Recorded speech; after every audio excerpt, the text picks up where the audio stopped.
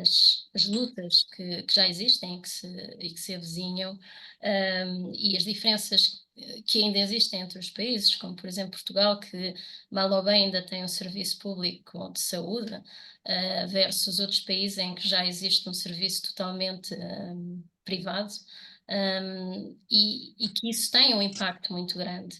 E falaste, por exemplo, dos Estados Unidos, e um estudo recente demonstrou que a pobreza era a quarta causa de morte nos Estados Unidos. Ou seja, as três primeiras eram o cancro, doenças cardiovasculares, doenças associadas ao tabaco, e a quarta era a pobreza. Quer dizer, um dos países mais ricos do mundo tem como causa de morte, uma das principais causas de morte, a pobreza. E, portanto, isto é dramático. E, de facto, eu passava aqui este tema, se calhar um bocadinho mais a fundo, que é o que se pretende com os cortes nas várias áreas públicas, como por exemplo a saúde, é que a saúde pública se vá tornando cada vez menos capaz de dar resposta, obrigando as pessoas a irem para um setor privado. Aliás, este setor privado, a nível mundial, tem aumentado brutalmente os seus lucros. Já em 2018, os lucros ascendiam a 70 mil milhões de dólares. E tem continuado a aumentar, aliás, exponencialmente, com a pandemia e após a pandemia. E entre 2018 e 2023, somaram-se lucros de 1.216 mil milhões de dólares, só no setor da saúde. E isto tem sido conseguido como? Tendo cada vez mais pessoas que são obrigadas a recorrer aos serviços privados, precisamente pelos cortes que são exercidos nos países em que ainda existe serviço público, e nomeadamente também com uma diminuição e sobrecarga dos trabalhadores da área da saúde nesses mesmos serviços. Portanto, estamos a falar de médicos, enfermeiros e outros trabalhadores ligados à saúde. Aliás, nós temos visto manifestações em várias áreas, em vários países do mundo, manifestações massivas nos Estados Unidos, relacionadas com a saúde, em Inglaterra, em Espanha, na Turquia e, obviamente, em Portugal, entre vários outros países. E todos os trabalhadores têm saído à rua a reivindicar melhores condições, salários mais dignos, e vários destes países já têm uma saúde, se não totalmente privada, praticamente privada na sua totalidade. E é sabido que não dá melhores respostas que a pública, pelo contrário. As respostas são piores do que nos países em que existe uma saúde pública. E, portanto, isto tem exercido uma enorme pressão sobre a população. Outra fonte de grande pressão tem sido a habitação, como todos nós sabemos. Em 2023, a nível mundial, o mercado imobiliário surge com quase 340 mil milhões de ativos globais, em que, destes ativos globais ligados ao imobiliário, 79%, sublinho 79% dos quais são no setor residencial. O que quer dizer que existe uma enorme concentração de capital e que esta concentração está a ser feita com a especulação das casas de habitação, tornando as casas que estão disponíveis progressivamente mais caras, com rendas mais altas. E, aliás, o que eles projetam é que o mercado para 2024 vai ser ótimo, porque se vai manter ou até se incrementar os seus lucros, o que significa que as pessoas vão continuar a ter problemas na habitação iguais ou ainda maiores. E, portanto, aqui eu lanço uma pergunta portanto, à Tânia, sobre o que é que tu achas disto tudo, não é? Destes cortes a nível global e, sobretudo, o impacto para a população e, nomeadamente, dentro da população, para a população feminina. Como nós sabemos, muitas vezes está muito mais sobrecarregada do ponto de vista até económico, sobretudo quando estamos a falar de famílias monoparentais, em que a maioria são mulheres. O que é que gostarias de dizer sobre este tema? Obrigada, Ângela. Olha, eu creio que quase começava por pegar em algumas coisas que colocaste na questão anterior, que têm a ver com a distribuição da riqueza, ou melhor, a concentração da riqueza a nível mundial, mas pegava em diversas destas questões que tu foste colocando e nesta, e colocava muito o foco no plano nacional, até tendo em conta um contexto em que nós vivemos em Portugal. E acho que as comparações a nível mundial têm a sua importância, mas é preciso, porque do ponto de vista socioeconómico, nós vivemos num sistema económico global, não é? Fruto do capitalismo e da globalização, mas depois os Estados organizam-se de forma diferente e podem ter diferenças significativas. E no caso português, o fato de ter havido uma revolução em 1974 significou uma alteração muito significativa naquilo que eram as condições de vida de toda a população. E significou uma coisa muito, muito, muito importante, que foi a construção das funções sociais do Estado, em que se insere o Serviço Nacional de Saúde, em que se insere a educação, em que se insere um conjunto de direitos que a Constituição da República Portuguesa prevê, de 76, prevê um conjunto de direitos no plano social, económico e político que determinaram uma transformação brutal nas condições de vida das pessoas e construíram os pilares de importantes serviços públicos, como o Serviço Nacional de Saúde. E naturalmente que nós não podemos desligar as condições socioeconómicas em que vivemos, não podemos desligar do sistema político em que se vive, não se pode desligar do contexto internacional, ou melhor, mundial, mas também não se pode desligar do contexto nacional no plano jurídico e legal. Mas se nós ligarmos isto tudo, cozendo isto tudo, eu acho que é unânime ou muito comum nós dizermos que para vencermos desigualdades, discriminações e violências é importante investir nas funções sociais, porque estes são uma garantia de redistribuição da riqueza e são uma garantia de acesso, de proteção a todos os cidadãos ao longo de toda a sua vida. E no caso, uma vez mais, português, com a Revolução de Abril e com a Constituição da República, construíram-se estes pilares das funções sociais que garantiram a redistribuição e uma maior justiça, neste caso uma justiça social, porque não existia anteriormente, e que foi determinante para a elevação das condições de vida da população em geral, mas muito particularmente das mulheres. Tanto que o MDM, em anos anteriores, utilizou em torno do 25 de Abril, um lema que era: o 25 de Abril foi uma revolução na vida das mulheres, porque efetivamente teve esse papel transformador na sociedade em todos os níveis. Mas se olharmos para o Serviço Nacional de Saúde e pensarmos que o Serviço Nacional de Saúde hoje atravessa problemas que são de facto reconhecidos, mas não são problemas que apareceram hoje. Aliás, o Serviço Nacional de Saúde, que foi construído em 79, tem tantos anos de vida quanto eu, mas passou por diversas etapas ao longo destes 44 anos, quase 45 anos de vida. Desculpem. Mas é inquestionável que nos últimos anos, fruto de opções e fruto de procurar olhar para a saúde, não tanto na sua componente preventiva, não tanto na qualidade de vida, enquanto dimensão de qualidade de vida e de bem-estar, mas como um negócio e meramente de intervenção e de combate à doença, naturalmente que isso tem vindo a alimentar um negócio no setor privado, e isso tem influenciado, infelizmente, um conjunto de decisões que têm contribuído para um desinvestimento no Serviço Nacional de Saúde, com impactos muito, que afetam toda a população, mas têm impactos específicos na vida das mulheres, até se atendermos àquilo que são os direitos sexuais e reprodutivos das mulheres, no que é que isso afeta a sua qualidade de vida, no que é que isso afeta o seu ciclo reprodutivo, a partir do momento em que nós estamos doentes ou não temos acesso à saúde de forma igualitária, independentemente da nossa condição socioeconómica, naturalmente que isso determina as condições de vida em que nós vivemos. E a verdade é que o nosso Serviço Nacional de Saúde, e não o Sistema Nacional de Saúde, que isso é o que se quer transformar, o nosso Serviço Nacional de Saúde tem sido o garante de acesso a cuidados de saúde para as mulheres. Não só de cuidados primários, mas também naquilo que significa em termos de acompanhamento na maternidade, da gravidez e no parto, mas também de garantia dos seus direitos sexuais e reprodutivos, até se pensarmos o próprio controle da sua fertilidade.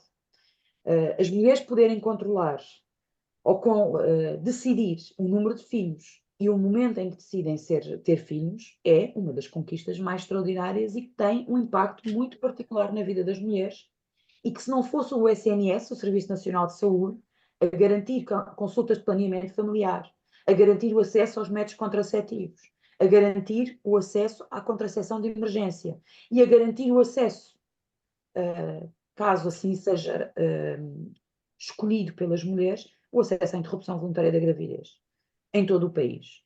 Infelizmente, fruto de um conjunto de opções, aquilo que nós vivemos hoje é um conjunto de assimetrias de acesso, consoante a região do país em que se vive, em que se pode ter acesso a estas dimensões da saúde.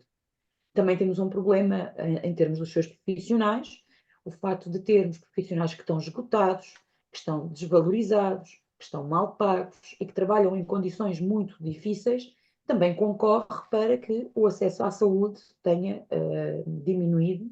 Aliás, se nós olharmos para os dados da mortalidade materna de 2021, se não estou em erro, foi um dos valores mais altos dos últimos 38 anos, em que pela primeira vez nos últimos 38 anos atingiu os 2 dígitos de taxa de mortalidade materna, algo que não se assistia desde o 25 de Abril. Faço também aqui a relação com o acesso à habitação e às condições de vida, e é quase como falar da noite para o dia de 2 temas, não é? Mas vamos tentar fazer aqui um salto de gigante, mas vou tentar ser sintética, não é? Pronto. São os dois temas quentes hoje em dia, não é? Temos que falar Isso, deles. eu acho que São importantíssimos. que tem a ver com a nossa vida e com o dia a dia, dava conversa para uma noite inteira, não é? E a saúde faz parte do nosso dia a dia.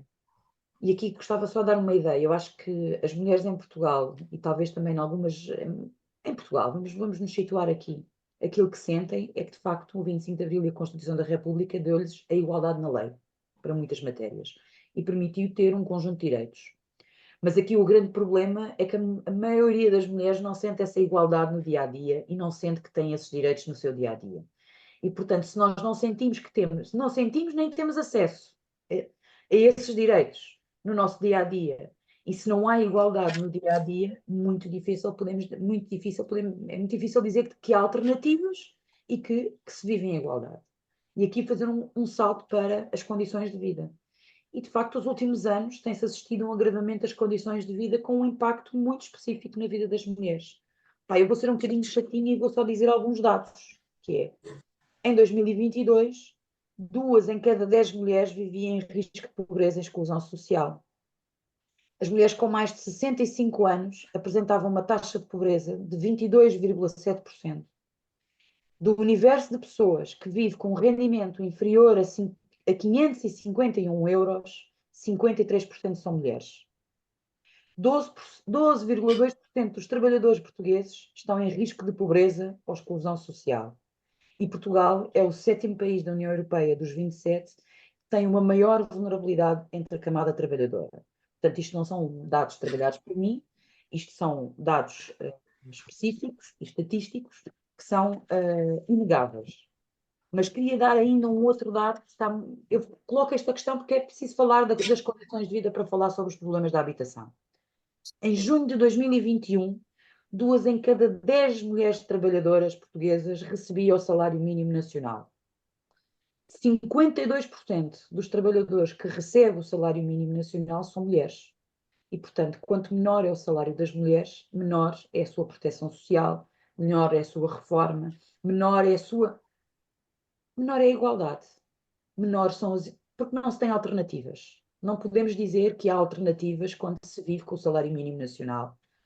Não se pode dizer que as mulheres têm alternativas quando o preço médio da habitação em Lisboa, só no distrito de Lisboa, o preço médio da renda são 1.164 euros. Se nós olharmos para o salário base médio das mulheres, é de 1.000 euros. É óbvio que o dos homens é de 1.200. Mas se olharmos para o ganho, que é o conjunto do salário base e o conjunto de prémios, que são remunerações pecuniárias complementares do salário e que não são alvo, na sua esmagadora maioria, de contribuição por parte da entidade patronal e, portanto, não são passíveis de ser contabilizadas em termos de contribuição para a segurança social, isto aumenta, a diferença entre os salários aumenta ainda mais. Mas ainda aqui um outro aspecto. Se nós temos um salário médio das mulheres de 1.000 euros, e se, por exemplo, no Distrito de Lisboa, o preço médio da habitação é de 1.164 euros, de um T0 ou de um T1, é óbvio que é impossível de suportar. E não é porque faltam casas. Não faltam casas. O problema não é a falta da habitação, de haver muita procura e pouca oferta. É exatamente o contrário. Tem a ver com o contexto económico, tem a ver com uma especulação imobiliária, que tem contribuído para que estes valores tenham assumido valores absolutamente escandalosos, da qual nós não podemos desligar o aumento do alojamento local, que tem contribuído para o aumento das rendas. Nós temos zonas do Distrito de Lisboa, há freguesias no Conselho de Lisboa que se transformaram em freguesias de alojamento local.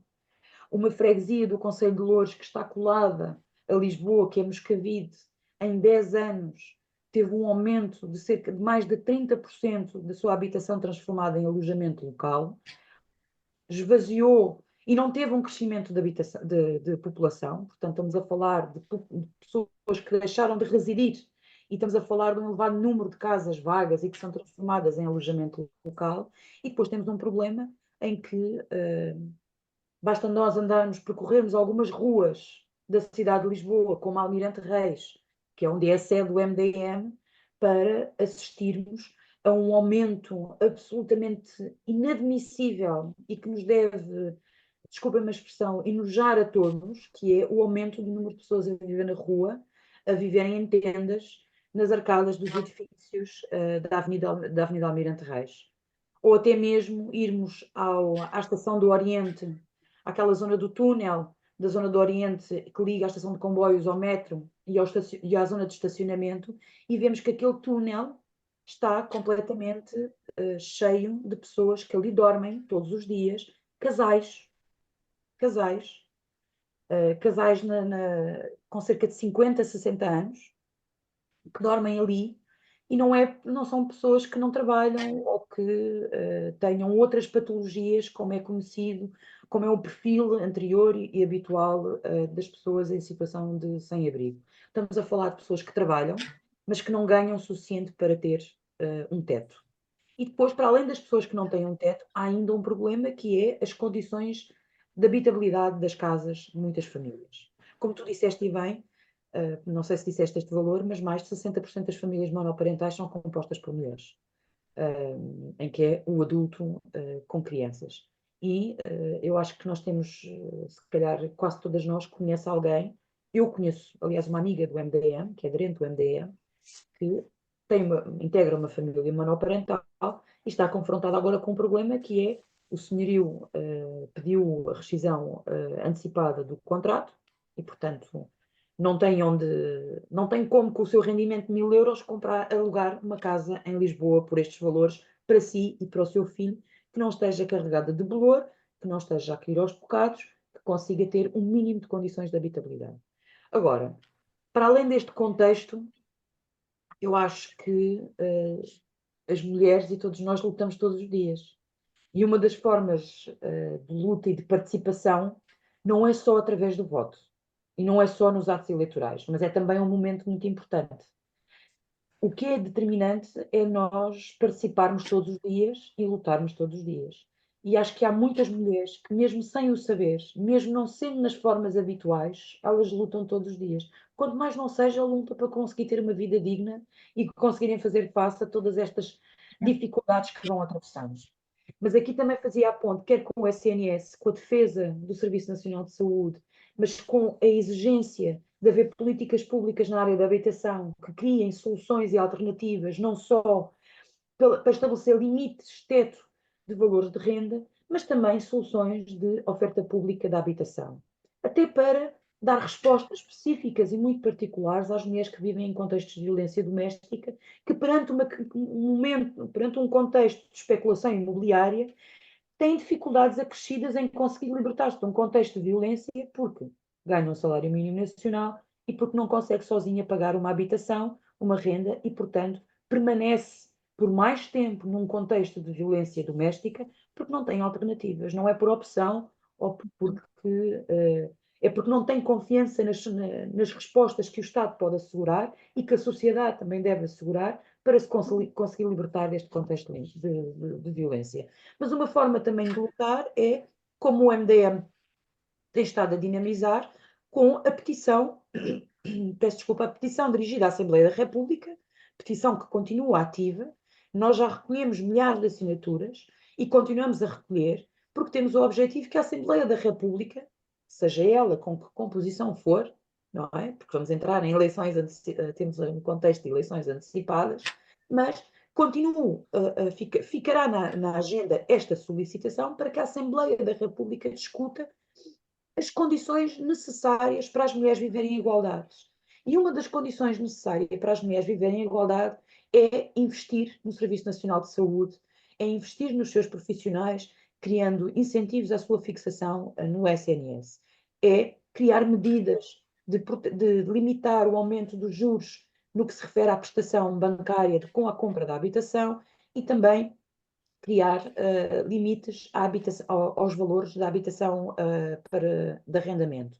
Mas ainda uma outra dimensão, que é criar também tetos para que o preço de bens e serviços essenciais, como a luz, neste caso a energia, como os bens alimentares, não tenham uns aumentos absolutamente escandalosos. Eu agora vou fazer outro parênteses. Eu ontem fui às compras ao supermercado e confesso que demorei uma eternidade a conseguir comprar os produtos que compro habitualmente, que andava à procura do mais barato. E era eu e as outras pessoas a passear com os carrinhos das compras para trás e para a frente no mesmo corredor, à procura de um arroz que custasse menos de 1,70 €, de um pacote de arroz que custasse menos de 1,70 € ou de uma manteiga que custe menos de 2,25 €. Quer dizer, com preços desta natureza, como é que é possível alimentar-nos adequadamente e termos uma boa saúde e termos bem-estar com estas despesas que são. Nós não podemos deixar de comer, não é? Portanto, ainda não se descobriu nenhum comprimidinho que resolve o problema da comida e, portanto, essa é uma outra das dimensões da petição para discutir e para ser aprovada em Assembleia da República limites aos aumentos de bens essenciais, mas também a defesa da escola pública e do investimento nas funções sociais. Portanto, Ângela, eu não quero prolongar mais, porque podia fazer já a ponte para outras coisas, mas espero ter respondido à questão que Com certeza. Aliás, eu vou pedir mesmo que faças essa ponte. Vou só aqui partilhar de novo o ecrã. Conseguem ver? Sim, sim, sim. Pronto. E basicamente a ponto que eu gostaria que fizesses tem que ver com as condições especificamente de trabalho. Neste gráfico, o que nós podemos ver é que nestes últimos 10 anos as condições e as violações aos direitos do trabalho têm aumentado. Essas violações, à exceção da violência física e a restrição ao acesso à justiça, que são as únicas que melhoraram, no mundo, todos os restantes direitos do trabalho deterioraram-se, nomeadamente o direito à greve, à negociação coletiva, à sindicalização, à criação de sindicatos, à liberdade de expressão e de criar assembleias de trabalhadores.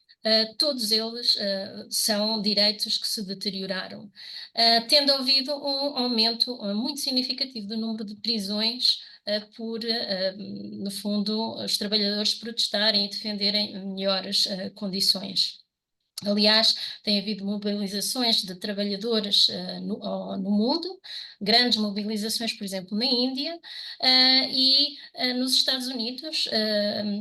As condições de trabalho têm-se deteriorado de tal maneira que tem havido um aumento da sindicalização que começa a assemelhar-se àquilo que existiu nos anos 20. Portanto, estão-se a criar sindicatos formais e informais de trabalhadores para defender os seus os seus direitos e as condições, porque elas estão a ser cada vez mais precárias. Aliás, como no outro gráfico que eu estava a mostrar, os países estão-se a tornar cada vez mais parecidos, mas no mau sentido, não é? Com piores condições. Neste mapa, o que nós podemos ver é que quanto mais escuro for a cor, piores as condições laborais dos trabalhadores. Mas o que nós também sabemos é que nas mulheres, apenas 50% das mulheres em idade de trabalho estão representadas na população economicamente ativa no mundo. Os homens representam 76% dessa força de trabalho. Mas isso não quer dizer que as mulheres não estejam a trabalhar. Aliás, elas trabalham e muito, só que a maioria trabalha numa economia informal. Sustenta trabalho de casa, e está concentrada em empregos com menor qualificação, que pagam salários mais baixos, tendo pouca ou nenhuma proteção social. E, portanto, nós o que podemos ver, por exemplo, com este quadro da ONU, é que nós levaríamos à volta de 286 anos, ao ritmo atual, no fundo de esforços, levaríamos 286 anos para que as mulheres e os homens tivessem uma real igualdade. E, deixa-me só interromper aqui, e portanto aquilo que eu te lançava aqui para que tu brevemente comentasses é, parece-me a mim, que as lutas das mulheres que normalmente são civilizadas no 8 de março continuam tão ativas e se calhar até mais ativas agora, porque de facto a desigualdade continua e continua com muitos aspectos e com muitas facetas, não é? E, portanto, quer dizer, o ritmo atual não é um ritmo válido, não é? Não acho que possamos esperar 200 e quase 300 anos para termos uma igualdade de facto. O que é que te parece? Olha, eu acho que a igualdade de facto atinge quando nós conseguirmos as mulheres atingirem a sua emancipação socioeconómica para além de outras dimensões. Uma vez mais, apesar do contexto a nível mundial dar nota daquilo que estatisticamente é trabalhado como uma menor participação das mulheres no mundo económico, a verdade é que também do ponto de vista estatístico, esse número também é trabalhado para dar uma ideia de que elas trabalham menos, não é? É procurar construir uma ideia de que como trabalham menos, o seu trabalho deve ser menos valorizado. Mas deixa-me dizer-te que no plano nacional as mulheres são 51% dos trabalhadores portugueses. Portanto, a sua participação, a plena participação das mulheres no mundo do trabalho, no contexto nacional, é plenamente alcançada. Portanto, as mulheres contribuem para a produção nacional, contribuem para a estimulação, para o estímulo da economia, para pôr o país a funcionar. Aliás, durante a pandemia, profissões que eram consideradas essenciais, não é? Que garantiram o funcionamento de hospitais, de centros de lares de idosos, que asseguraram a limpeza, asseguraram que os supermercados se mantinham cheios, as prateleiras dos supermercados se mantinham cheios, continuaram a fazer a limpeza dos serviços públicos, a assegurar o funcionamento, era assegurado por mulheres, por setores de atividade profissional que são maioritariamente ocupados por mulheres. Falamos das enfermeiras, falamos das assistentes daquilo que é também chamada, gostam-se de referir a economia do cuidado, mas é uma forma de desvalorizar o nosso trabalho, não é? Para pagar ainda menos.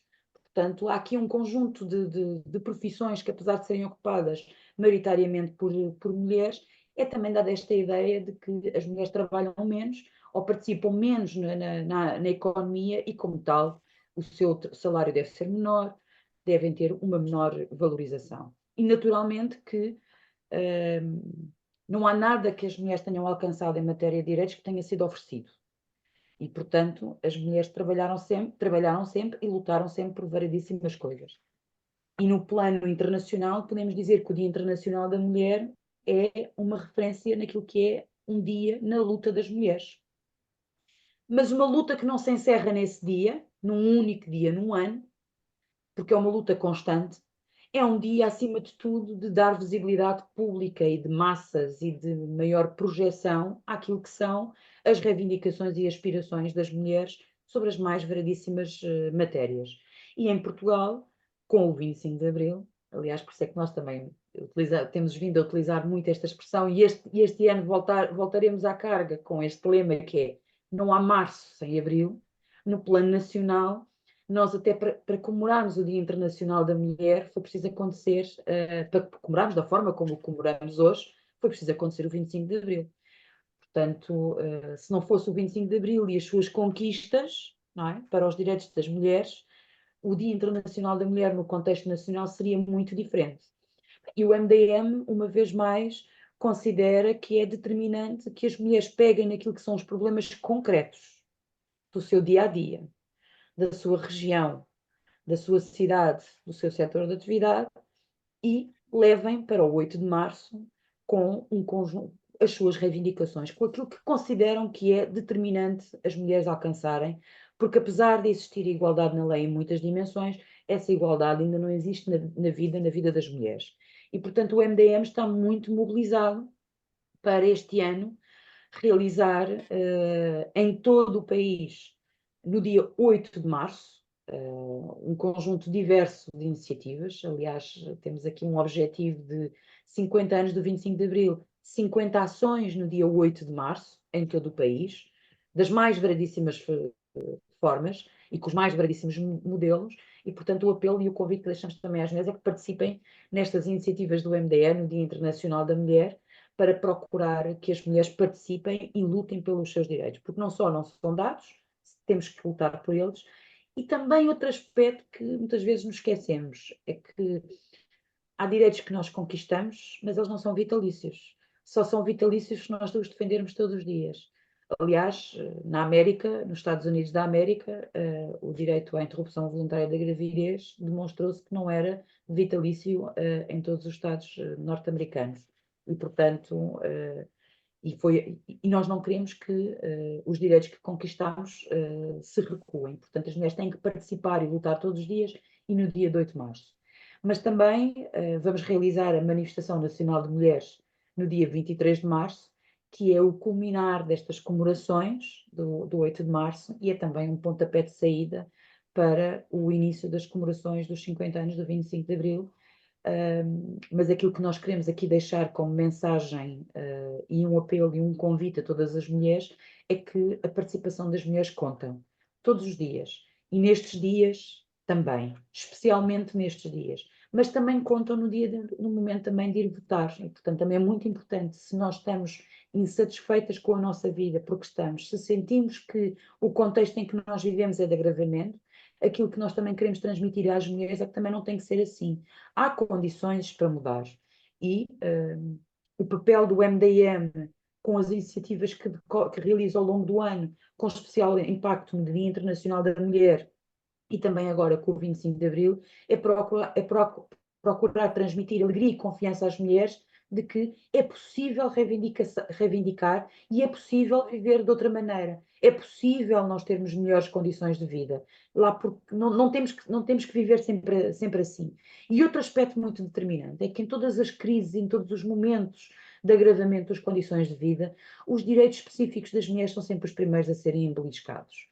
E nós sentimos isso também no Serviço Nacional de Saúde, como por exemplo com o acesso à interrupção voluntária da gravidez. E aquilo que queremos que as mulheres tenham a certeza é que os seus direitos específicos não são um luxo, nem são um capricho das mulheres. E que ele se mantém atual, o Dia Internacional da Mulher mantém-se atual, não só por tudo aquilo que se conquistou, mas por tudo aquilo que falta concretizar nas nossas vidas. E claramente entendemos que ainda falta concretizar muito Abril nas nossas vidas e por isso é que fazemos aqui esta relação entre o 8 de março e o 25 de Abril. Pronto, Ângela, e não queria... Fico por aqui, porque senão... Acho que tocaste aqui em pontos importantíssimos e realmente, como já vamos longos, eu vou só fazer uma última questão que se une àquilo que tu sublinhaste muito bem, que é se Portugal, na Europa e no mundo, neste momento é um dos países onde mulheres e homens estão em maior plano de igualdade, não é o país em que isso existe a maior Nem bem nível. maior plano de igualdade. em termos do trabalho, a penetração das mulheres no mundo do trabalho é ampla, não é? Isso por si só não é sinónimo de igualdade. Exatamente, exatamente. Mas existem vários indicadores mundiais que nos deixam bem qualificados. E essa boa qualificação portuguesa, que está longe de ser excelente e que temos muito para trabalhar, mas essa boa qualificação em que nós temos em vários dos indicadores, eu diria que só a temos porque ocorreu a Revolução de Abril. Porque senão, certamente, nós estaríamos de entre os piores, porque é daí de onde nós partimos. Nós tínhamos condições francamente más antes do 25 de Abril.